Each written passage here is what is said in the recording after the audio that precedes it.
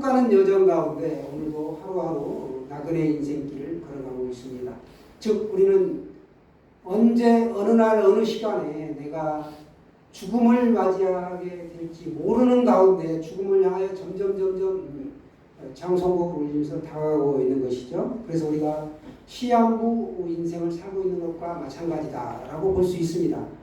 그러니까 말기암 환자를 보면 앞으로 2달밖에 못 삽니다 이렇게 얘기를 하죠. 그런데 우리는 2달이 아니라 하루가 될 수도 있고 10년이 될 수도 있고 50년이 될 수도 있다 이거예요. 그런데 날짜는 정확하지 않지만 우리도 죽는 것은 똑같다라는 것이죠. 다만 우리가 어떻게 살다가 이 땅에서 죽음을 맞이하느냐 이게 중요하죠. 그런데 이것보다 더 중요한 것이 있다. 죽음으로 끝나지 않는다. 죽으면 모든 것이 끝나는데 무슨 예수를 믿느냐 라는 사람이 있어요. 그러나 죽음으로 끝나지 않습니다. 지금 이 시대에도 보시면 제사에 목을 매는 사람들이 상당히 많습니다. 얼마나 안타깝습니까? 그들이 제사를 지내는 건 죽음 이후에 사후의 세계가 있고 그 죽은 조상이 와서 나를 돕는다라고 생각하는 겁니다. 그래서 그들은 죽음 이후에 영원한 세계가 있다는 건 알면서도 예수를 아직 믿지 않는 것이죠. 사람들은 장례식장에 가면 타종주들이 있습니다. 그런데 그들은 보면 고인은 좋은 곳으로 가셨을 것입니다. 이렇게 덕담을 한다는 거예요. 우리가 볼 때는 좋은 곳이 아니죠. 지옥 간 겁니다. 그런데 그들은 그렇게 표현을 하는 겁니다. 우리가 죽음을 연구하는 분들을 보면 그 연구에 의하면 죽기 직전에 임종 직전에 2가지를 체험한다고 해요. 하나는 그러니까 어떤 것들을 보냐면 환한 빛을 보기도 하고 어둠을 보기도 하고 천사를 보기도 하고 저승사자를 만나기도 합니다. 그런데 한 부류는 천사가 그 고령과 나팔 소리 그냥 이렇게 아름다운 음악 소리와 함께 영접하고 오는 거야. 그 영혼을 받으러. 그러니까 그 사람은 굉장히 그 편한 가운데 죽음을 맞이하죠. 얼굴을 보면은 애기 피부처럼 매트릭하게 웃는 얼굴로 죽는다는 겁니다. 그런데 예수를 믿지 않는 부류는 보면 저승사자, 우리 전설의 고향 보면 나오죠. 안 가면 몽둥이를 막 두드러 패면서 갑니다. 그러니까 일그러져 막 갈고리로 코하고 입을 깨서 가요. 그러니까 이그러질 대로 이그러지고 못 간다 안 간다 하면서 이게 아주 흉측하게 일그러서 임종을 맞이하게 됩니다. 그래서 임종을 보면 천사처럼 아주 아기처럼 웃는 모습으로 죽는 부류가 있고 한 부류는 아주 섬뜩할 정도로 얼굴이 일그러진 상태로 죽는 부류가 있다라는 겁니다. 여러분 이 둘 중에 어떤 죽음을 맞이하고 싶습니까? 물론 전자죠.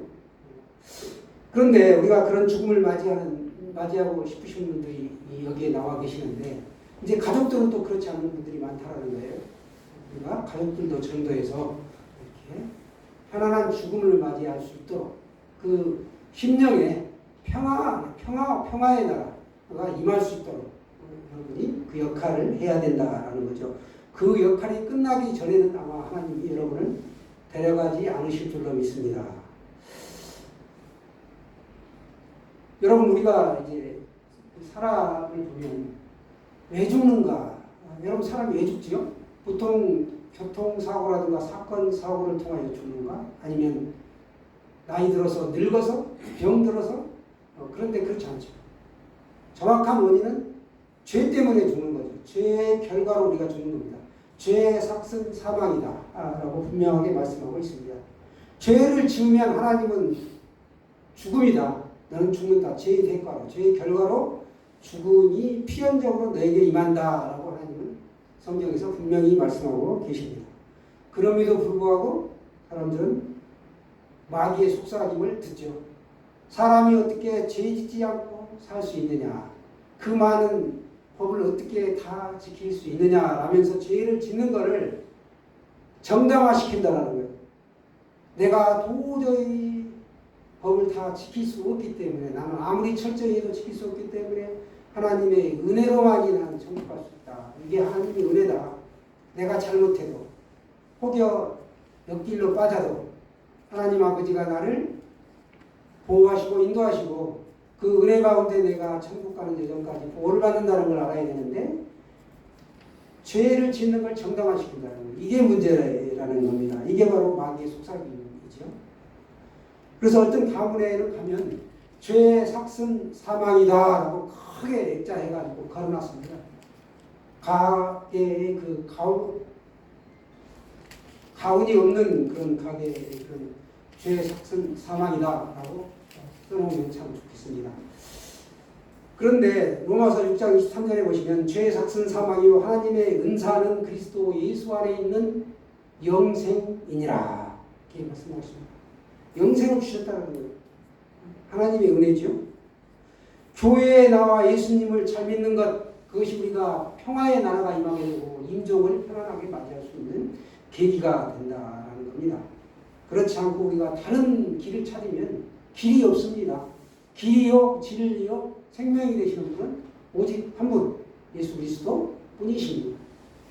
우리가 평화의 나라가 임하는 길은 오직 예수 그리스도 뿐이다라는 겁니다. 그분이 우리에게 영원한 생명, 영생을 주셨습니다. 이 땅에서 삶은 딱 한 번 사는 일생이죠. 그러나 죽음 이후에 또 다른 세계가 이생이 펼쳐진다. 죽으면 이생에 가서는 뭐 어떻게 살아라 얘기를 하잖아요. 한 번 태어난 게 일생인데 또 새롭게 거듭나서 예수 그리스도를 마음에 영접하면 두 번째 삶이 펼쳐진다. 육신은 잠시 잠깐 흙에 묻힐지언정 영혼은 하나님 품 안으로 가는 것이죠. 여러분 이 세계의 역사가 지금 어떻게 이루어진다라고 생각합니까? 인물 중심입니까? 아니면 어떤 이론이나 사상이 세계를 만들어갑니까? 그렇지 않습니다. 유명한 역사가 토인비는 말하기를 도전과 응전의 역사다. 즉 역사를 보면 대립과 전쟁의 그 연속선상에서 계속 하고 있다는 거예요. 그래서 지금도 보면 러시아, 우크라이나 간의 전쟁이 있고 이스라엘도 하마스 간에 아랍권과의 전쟁이 있고 시리아에도 내전이 있고 우리도 남북이 지금 대치하고 있죠. 일촉즉발의 상황입니다. 계속 오물풍선이 날아오잖아요. 뉴스를 통해서 보실 텐데 그렇습니다. 우리가 이 마음의 이런 그 외부적인 요인, 국가관이라든가 또 사회적인 혼란상이 오는 것도 큰 문제지만 내 마음에 진정한 평화가 임하지 않으면 나에게도 혼란의 삶이 시작되는 것이죠. 우리가 이런 절대적으로 이런 하나님의 은혜가 필요합니다. 그런데 성경은 분명하게 말씀합니다. 너희가 평화를 얻고 이렇게 누리려면 어떻게 해야 되는가? 즉 하나님을 찾고 만나야 한다라고 말씀하고 있습니다. 이게 바로 하나님의 절대적인 요구사항이죠. 성경에도 보면 크고 작은 전쟁이 참 많습니다. 그래서 하나님이 지시하신 전쟁에는 이스라엘에게 승리가 보장되어 있기 때문에 큰 문제가 없습니다. 그러나 하나님이 굳이 말씀하지 않은 전쟁을 인간의 계획과 뜻으로 일으키면 반드시 거기에는 벌이 임했죠. 전쟁의 상황에서 보시면 마음의 평화가 없습니다. 그때만큼 간절하게 평화를 원할 때가 없죠. 전쟁이 일어난다는 건 인권이 유린되고 내 거처가 이제 풍비박산이 되는 것입니다. 가지고 있는 소유를 다 빼앗기고 목숨이 위협받고 가족은 뿔뿔이 흩어지고 이러다 보면 평화의 시절이 얼마나 그리웠고 좋았던가 간절히 원하게 된다는 의미에서 그때 우리가 하나님을 찾을 겁니다. 그러나 그러기 전에 미리미리 하나님과의 관계가 멀어져서는 안 되겠다라는 사실입니다. 사실 이스라엘의 그 정복전쟁을 보시면 가나안으로 봐서는 가나안으로 불행한 사건이죠. 그러나 하나님은 그 타락한 문화, 즉 가나안의 그 타락한 문화를 일소시키기 위해서는 너희가 들어가면 그들을 진멸시키라 라고 말씀하고 있습니다. 사랑의 하나님이 어떻게 다 죽이라는 거예요. 모조리 씨를 남기지 말고. 그 악한 풍습이 우상을 섬기는 못된 풍습이 그대로 전염되기 때문에 그렇게 말씀하신 것입니다. 인본주의와 신본주의는 차이가 있죠. 이 타락한 문화를 없애는 방법은 이런 격변의 사건들을 통하여 하나님이 일소하십니다. 그래서 전쟁도 어떻게 보면 하나님의 뜻 가운데 이루어지는 것이라고 볼 수 있습니다. 솔로몬이 죽고 남북왕국이 분열되죠. 남유다는 유다와 베냐민 두 지파를 가지고 르호보암이 솔로몬의 아들이죠. 두 지파로 남유다를 세웁니다. 남왕국을 세웠고 북이스라엘 북쪽의 10지파는 솔로몬이 죽고 르호보암을 찾아옵니다. 여로보암이 르호보암의 친구인데 찾아와가지고 부왕 솔로몬이 부역을 많이 했어요. 공사를 문화를 건설하고 성전을 짓고 왕궁을 짓고 여기저기에 많은 그 공사들을 했고 세금을 무겁게 걷었단 말이죠. 그래서 부왕이 했던 것에서 더 걷지 말고 이제는 백성들이 좀 자유롭게 편안할 수 있도록 세를 탕감해주고 노역도 좀 부역도 좀 없게 해달라고 이렇게 하면 우리가 당신을 따르겠습니다라고 10지파를 대표해서 여로보암이 솔로몬 때의 장수였는데 찾아와서 이야기합니다. 그런데 사흘 후에 이제 답변을 들으러 갔더니 르호보암이 원로들의 말을 듣지 아니하고 자기 동무들의 말을 듣습니다. 동무들은 뭐라고 얘기하는가 하면 부왕 솔로몬은 채찍으로 다스렸지만 이제 이 새로운 르호보암 왕은 전갈 채찍으로 다스리게 해달라고 이렇게 합니다. 그래서 왕권을 든든히 강하게 세워야 백성들이 절대적으로 복종한다라고 얘기하죠.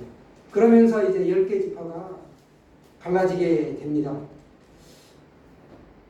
그렇게 해서 이제 시간이 흐른 다음에 이 북왕국은 여로보암 왕이 그대로 계속 통치하고 있었고 남유다에서는 르호보암이 죽고 손자 쭉쭉쭉 와서 손자 아사가 왕위에 올랐습니다.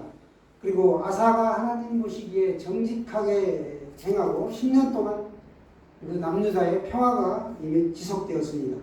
그런데 이때 애언자 아사랴가 이제 나타나서 애언의 말을 전합니다. 남유다 왕 아사에게 북왕국 이스라엘에 관한 내용을 애언한 것입니다.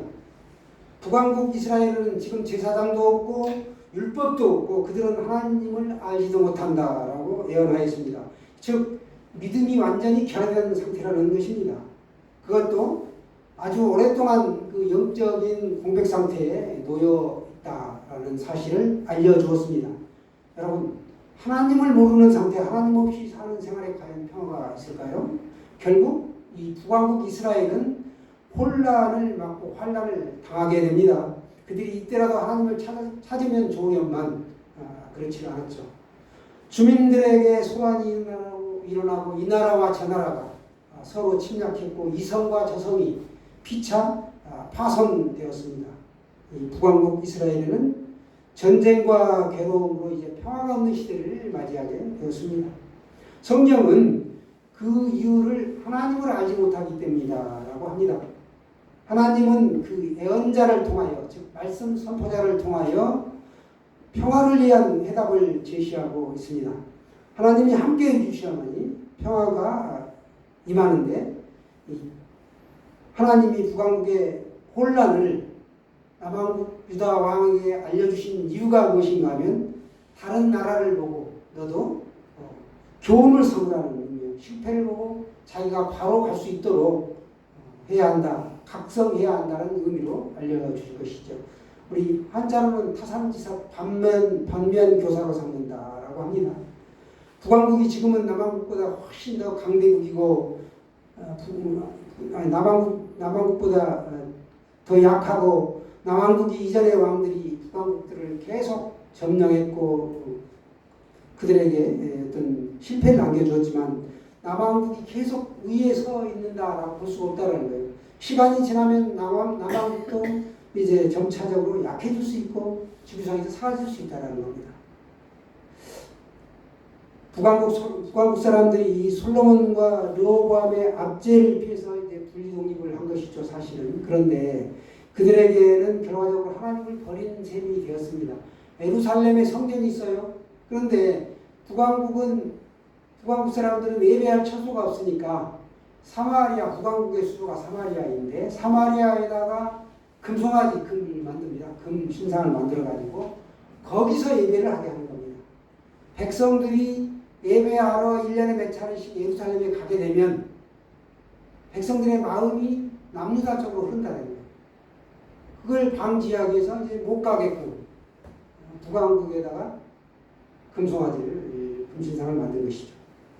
마치 이런 거요. 북한의 김정은이 남한에 북한 백성들이 남한에 와서 예배를 드리러 찾고 온다. 지금 뭐 이제 탈북해서 오잖아요. 이렇게 계속 오면 절대적으로 막습니다. 그것처럼 모든 실상이 다 알려지면 정권 유지에 취약점이 다 드러나기 때문에 그런 것이죠. 그것처럼 그렇게 그들이 이방 신을 새겨놓고 섬겼던 것입니다. 지난날 우리가 구약에서 보시면 광야에서 아론이 모세가 잠깐 시내산에 올라가서 그 율법을 받으러 간 사이에 백성들이 아론을 압박합니다. 우리를 애굽에서 이끌어낸 신을 만들라, 신을 세우라라고 하니까 모세는 내려오지 않지. 백성들은 아우성이지 하니까 은금 폐물을 모아가지고 그걸 녹여서 금송아지를 만들죠.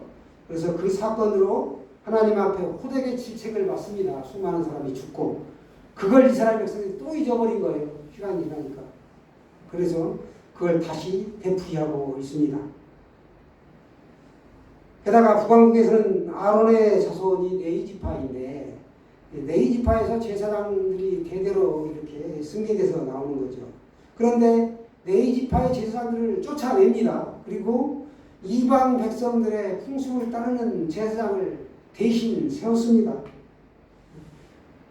심지어 그들은 송아지와 양을 가져와서 뇌물을 바치는 사람을 제사장으로 삼는 그런 악행까지 저질렀다라는 겁니다. 이렇게 하나님을 버렸는데 그 나라가 과연 평안할 수가 있겠느냐라는 겁니다. 남왕국 역시 북왕국처럼 하나님을 버리면 평화를 잃을 겁니다. 남왕국 왕 아사가 예언자 아사의 그 얘기를 듣습니다. 북왕국 소식을 들은 거죠. 그리고 이제 아사 왕은 하나님의 뜻대로 그걸 행합니다.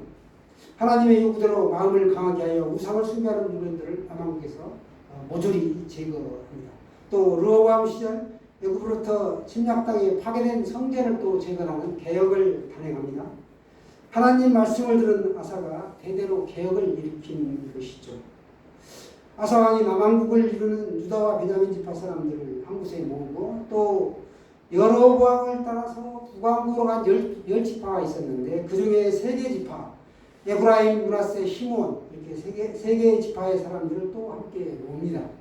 이 세 개의 지파 사람들은 하나님께서 아사 왕과 함께 하심을 보고 남왕국으로 이주하는 사람들이었다라는 겁니다. 이들은 마음을 바르게 하여 하나님을 찾고 하나님께로 돌아온 사람들입니다. 하나님은 이 신앙의 계획을 지켜보시고 이 사람들에게 평화를 주셨습니다. 그리고 믿음의 사람들을 붙여주십니다. 뒤에 15절에 나오는데요. 우리가 마음을 다하여 맹세하고 뜻을 다하여 여호와를 찾았으므로 여호와께서도 그들을 만나주시고 그들의 사방에 평안을 주셨더라. 아멘. 이렇게 기록하고 있습니다. 하나님은 아사왕에게 요구하셨던 말씀을 그대로 지키는 사람들에게 약속한 평화를 주셨다는 겁니다. 유다의 평화를 위해서 무엇을 해야 하는지를 알려주신 것입니다. 오늘 본문 우리가 읽은 1절 말씀부터 여러분 다시 한번 보기를 원합니다. 1절 시작. 하나님의 영이 오뎃의 아들 아사랴에게 임하시네. 아멘. 하나님의 영, 성령이죠. 성령. 제3위의 영인데요. 성령이 임했다. 구약에는 필요에 따라서 성령이 그때그때 임했다. 손을 대고 그랬어요. 신약에 와서는 한번 오시면 영원히 임재하시죠. 여러분, 우리가 알고서도 죄를 짓는 것, 고의적인 것이죠. 성령에 감동되어 있는 사람, 성령에 이끌려 사는 사람은 절대로 죄 가운데 빠지지 않습니다. 죄를 짓는 것은 우리가 성령을 멀리하기 때문이다 라는 거죠. 죄를 끊지 못한다? 그건 죄에 이미 중독되어 있기 때문입니다. 마귀에 사로잡혀 종 노릇하고 있다라는 겁니다. 간단한 것 같지만 이게 참 무서운 말씀입니다. 죄는 그러니까 하나님과 원수되는 거예요. 죄에 사로잡히게 되는 것은 세상 일로 바쁘거나 할 일이 없을 때 일어난다. 반드시 그때 일어납니다. 세상 일로 바쁘면 하나님을 생각할 시간이 없습니다. 또 할 일이 없을 때는 너무 한가하여 사마귀가 찾아와 친구하자고 합니다. 사마귀, 사탄, 마귀, 귀신의 머리글자를 줄인 말씀이죠. 한가할 때 마귀가 다윗을 찾아와 넘어뜨리고 치명적인 한 방을 날린 게 바로 밧세바 간음 사건이죠. 밧세바. 시간 있을 때 기도한다. 나는 시간 있을 때 기도할 거야. 지금은 너무 바빠. 이건 사마귀가 주는 생각이에요. 우리들이 시간 있을 때보다 바쁠 때 기도를 해야 된다. 바쁠수록 기도해야 한다. 기도가 1번지이기 때문에 말씀보다 기도보다 우리가 앞서갈 수가 없다라는 겁니다. 바쁘게 일하다 보면 우리가 하나님의 그 뜻을 알지 못하고 자신의 생각과 뜻대로 움직이게 되지요. 그렇게 되면 하나님과 우리가 멀어지는 거예요. 그렇죠? 내 생각대로 하기가 쉽다라는 겁니다. 여러분, 하나님 앞에 남은 시간을 드리지 말고, 하나님은 이 짜투리 시간을 좋아하시는 분이 아니에요. 온전한 첫 시간을 드리고 나의 모든 삶의 그 처음을 실행하기 전에 먼저 아뢰기를 원하십니다. 그래서 우리가 예배당이면 뭐예요? 뭐 주고 챙기고 헌금 챙기고 이런 것도 중요하지만 맨 먼저 앉아서 기도하잖아요. 기도부터 하고 탁 준비하잖아요. 떠날 때도 기도하고, 집에서도 부모님이 계시면 떠나기 전에 부모님한테 인사하고 어디 좀 다녀오겠습니다. 인사하고 나가잖아요. 그리고 갔다 오면 반드시 또 아이고 다녀왔습니다. 이렇게 사실 알리는 것처럼 하나님 앞에도 우리가 그런 삶을 산다는 거예요. 시시콜콜이 매주알 모주알 다 아뢰면서 이렇게 사는 것입니다. 믿음이라는 성령의 임재가 떠나지 않고 내게 머물 때의 역사가 일어난다. 그래서 하나님은 늘 우리와 같이 교제하기를 원하십니다. 친근히 지내기를 원하신다라는 거예요. 멀어지는 걸 원하지 않으십니다. 만일 성도에게 성령이 떠나면 죽은 시체나 다름이 없습니다. 그래서 성령에 감동되었을 때 삼손이 큰 일을 할 수 있었고 다윗도 큰 일을 감당하였습니다. 그러나 성령이 떠나자 어떻게 됐습니까? 삼손은 눈이 뽑히고 맷돌을 돌려야 했습니다. 눈이 뽑히고 그렇게 했단 말이죠. 다윗도 성령이 떠났을 때 실수하게 되고 범죄하게 된다는 겁니다. 알고도 죄를 짓는 것, 우리가 고의적인 죄를 고범죄라고 하는데요. 흔히 마음은 온이로되 육신이 약하다라고 어쩔 수 없다라고 핑계를 댑니다. 그러나 성경은 핑계하지 말라. 아담과 하와가 뱀이 선악을 알게 하는 나무의 열매를 먹죠. 그리고 눈이 밝아져서 하나님의 뜻대로 살지 못하고 죄가 또 함께 들어오게 됩니다. 세상에 그래서 죄가 들어왔죠. 그렇게 아담과 하와가 제일 먼저 했던 게 죄를 자복하고 엎드린 게 아니고 핑계를 댔다는 거예요. 핑계. 여러분 핑계를 대셔는 안 되시겠습니다. 오직 성령을 의지하고 성령의 충만을 받아서 주께 붙어있기를 힘쓰시길 바랍니다. 마귀는 언제든지 빈틈이 보이면 웃는 사자같이 달려들어 삼킬 자를 찾습니다. 2절 말씀 같이 또 보겠습니다. 2절 시작. 그가 나가서 아사를 맞아 이르되 아사와 및 유다와 베냐민의 무리들아 내 말을 들으라. 너희가 여호와와 함께하면 여호와께서 너희와 함께하실지라. 너희가 만일 그를 찾으면 그가 너희와 만나게 되시려니와 너희가 만일 그를 버리면 그도 너희를 버리시리라. 아멘. 너희가 그를 찾으면 그가 만나시지만 너희가 그를 버리면 하나님도 너희를 만나 두시지 않고 버린다라는 겁니다. 믿음의 조건이 있는데 이 믿음의 평화가 임하죠. 그런데 그 조건이 뭔가 하나님을 만나야 한다라는 거예요. 하나님을. 그런데 내 삶이 어디서부터인지는 모르지만 하나님과 멀어지고 있다가 점점점 뭔가 잘못 가고 있는 거죠. 날마다 하나님과 친밀한 속에서 교제하는 가운데 나와야 되는데 내가 하나님과 멀어지고 있다 하면 나는 성령의 사람이 아니다 라고 보시면 되겠습니다. 그런데 오늘 보시면 유다 왕 아사가 하나님 보시기에 정직하게 행했다라는 걸 우리가 알 수 있습니다. 그런데 그에게도 잘못이 있습니다. 산꼭대기에 그 당시에 산당이라는 당을 지어놓고 거기 가서 백성들이 기도하고 예배하고 그랬었는데 그 산당을 완전히 없애지를 못했습니다. 이게 좀 잘못된 것이죠. 그리고 말년에 아사가 하나님의 뜻대로 행하다 보니까 전쟁이면 전쟁 하는 일마다 승승장구하니까 마음에 교만한 마음이 이제 싹트기 시작했습니다. 그래서 그가 이제 제사장을 대신해서 성전에서 분향하려다가 아버지 아샤의 역할처럼 하지 못하고 나병에 걸렸습니다. 제사장의 고유의 역할을 그가 감당하게 했던 것이죠. 하나님 앞에 교만하게 얼굴을 내던 아사는 결국 나병으로 인해 사람들 앞에 얼굴을 내밀 수가 없게 됩니다. 그래서 그가 별궁에 갇히게 되죠. 그래서 거기서 죽을 때까지 나오지를 못하게 됩니다. 그러면서 그 아들 요담과 한동안 공동의 통치를 이제 하게 됩니다. 아사는 이제 그렇게 아사의 생이 마감되죠. 사랑하는 여러분, 하나님의 말씀이 없는 나라는 불행해진다는 겁니다. 그리고 영적 지도자가 없는 나라는 평안을 누릴 수가 없습니다. 우리도 행여라도 그런 불행이 우리에게 이르지 않도록 우리가 깨어 있어야 되고 하나님과 멀어져서는 안 된다라는 거예요. 그렇지 아니할 경우 우리는 하나님의 말씀을 의식하지 못하고 인간적으로 행동하거나 영적인 지도자의 가르침을 우리가 업신여길 수 있다라는 사실입니다. 저와 여러분이 오늘도 주 안에서 마음의 평안이 임하시기를 축원합니다.